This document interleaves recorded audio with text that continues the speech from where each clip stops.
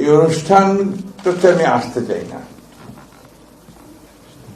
না এই জন্যে যে আমি অনেক বেশি ইমোশনাল হয়ে যাই।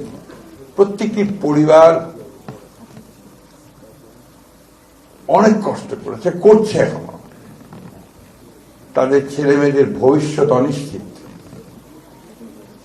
আমরা বিভিন্ন জায়গায় বিভিন্ন ভাতা দিচ্ছি, অথচ এই পরিবারগুলোকে, তাদের সন্তানগুলোকে মানুষ করবার জন্য, বেঁচে থাকবার জন্য, ভালোভাবে একটু জীবন যাপন করবার জন্য আমরা এখন পর্যন্ত কিন্তু কোনো উদ্যোগ গ্রহণ করিনি।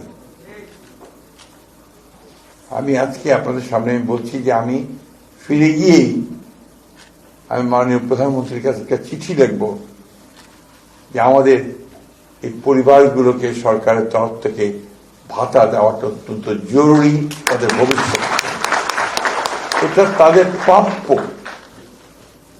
আজকে আমরা নির্বাচন করেছি, কেউ মন্ত্রী হয়েছি, কেউ এমপি হয়েছি, কেউ বড় বড় চাকরি করছি, আমাদের সচিব মহোদয় এখানে আছেন, সবাই আমরা ছবি তৈরি করছি, কিন্তু যারা এর জন্য চলে গেছে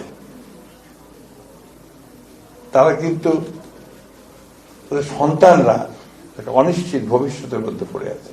অন্তত এইটুকু বোধহয় আমরা করতে পারি, তাদের ভবিষ্যৎটাকে একটু সুন্দর করার চেষ্টা করতে পারি, তাহলেই আমাদের সরকারে আসাটা সার্থক হবে, তা না হলে হবে না বলে আমি মনে করি।